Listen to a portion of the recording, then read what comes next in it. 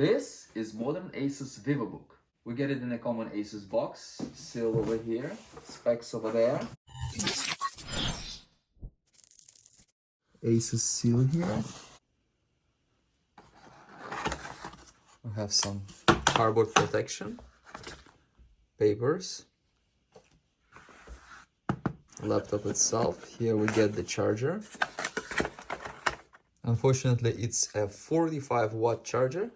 It's one piece. We have more papers over here. Very nice and smooth design. I really like it. It actually reminds me of the ASUS Tab Dash, a gaming one. Very similar material.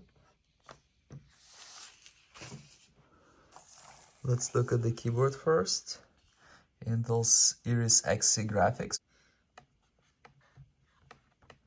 Touchpad feels a little bit kind of like harder to press.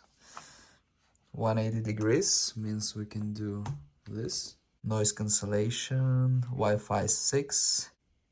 I have webcam here with the camera shutter. Orange. Here we got cheaper plastic here. The bezel size is average.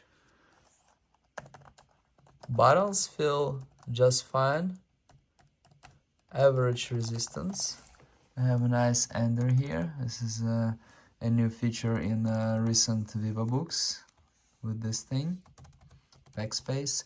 Full-size keyboard. It's 15-inch, so they almost always come with full-size keyboard. Power button over here, more on the side. I think it's a pretty good location, although I prefer it to be somewhere like here.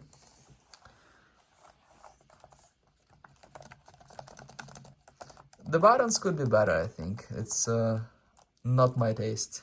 Same with the trackpad. Although the materials are nice. It's pleasant on touch, everything. All this part that you touch is kind of nice. Feels almost premium, I would say. Better than Lenovo IdeaPad, better than HP, better than everything in this segment. Among basic product lines, ASUS have the best keyboard and this part overall. Although here feels kind of cheap. Very nice over here. Let's take a look. Light. I would call it light. HDMI to USB-A, USB-C headphone input, charging. Cheap plastic over here, like the cheapest one. Other side, USB-A, and that's it. I wish they could stick a SD card over here. Here we have serial number and model number. Here we can see, I believe it's RAM, right through that. Here we have the fan for CPU, I believe. RAM is upgradable. No wobbling. Stays pretty strong. This is our ASUS, so what can I say about it? Particularly this model is pretty good for a basic laptop for like average use. 12th Gen i7 is plenty for all the browsing and everything. 16 gig of RAM is great. It's definitely better than 8. 512 SSD is kind of average nowadays. The screen is gonna be like on a cheaper side. It's a basic laptop again. It's not something premium that you pay crazy money. This part is great. It feels like a premium laptop, although the feel is much different from previous laptops. If you press it hard, you see like it little bit bounces and like, you know, some squeaks. It's not the best build quality, but it's comparable to other stuff in class. It's light for a 15-inch. It weighs like a 14-inch, I would say. This part is great. This feels cheap. Like like the cheapest chip. I already scratched it a little bit. This part does not leave much fingerprints. They kind of go away, but not completely. Specs are kind of good for $500-ish laptop.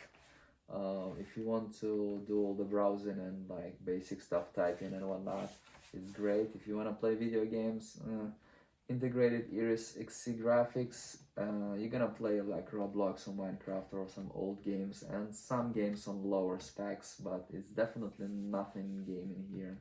It's a laptop for like watching YouTube and like watch some movies and browsing and do stuff like that.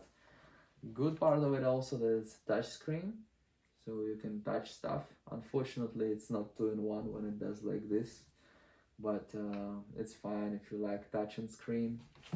It's gonna be dirty when you touch it, so I actually prefer stuff without touchscreen, but it's a matter of choice.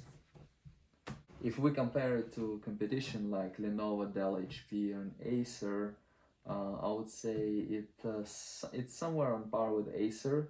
They compete for the like same people. Dell, HP, Lenovo will be a little bit more expensive, but I like those brands a little bit more. But Asus is fine. Asus and Acer are fine, but Dell, HP, Lenovo would be my favorite. It is certainly nicer than a basic Dell 3000 series, definitely. HP and Lenovo, they're comparable, but I would say overall I would pick those, but this part is probably the best in this one, except for like, you know, little bit bouncing and squeakiness. I think this is where it's maybe not the best. The good thing about ASUS is that it can go on a good sale and it can be a little bit cheaper than Dell, HP, Lenovo.